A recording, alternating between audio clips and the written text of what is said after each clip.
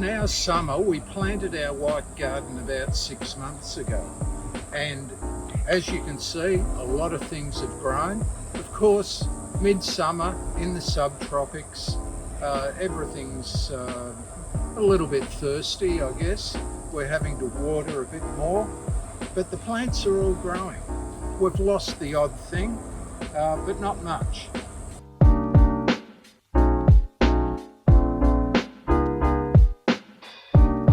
So this area here, I'm trying to keep the plants mostly purple flowering plants, or in some cases like this, more a purplish or reddish foliage. This is a Lagostromia or crepe myrtle.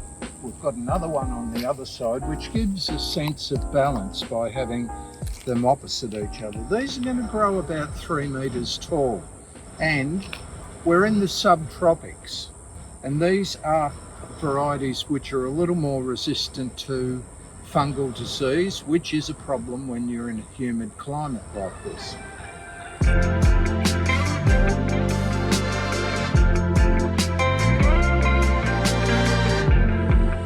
This whole garden area was only put in about 3 months ago, and this salvia is only about 2 months in the ground, and it was really just 2 stems about that long. So that has really kicked on very, very fast, established very well.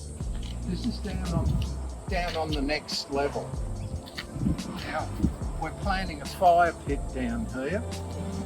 And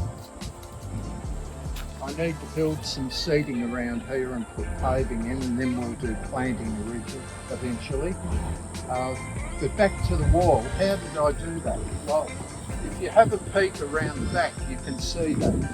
What I've done here is to build up logs. I put in a couple of upright logs like this, cemented them in, and then I built it up, and I had a foundation of concrete and some old bricks at the bottom so that the moisture won't soak up into it so much. Then once I got that basic structure up, I then used wire like that and tied that on the front of the wall, because that gives some support. Then I made up some earth cement, basically using just clay and soil out of the ground and mixing it up with a bit of cement. It becomes a very architectural wall in and out, and it just follows wherever the timbers are. And this is how wattle and daub can be done.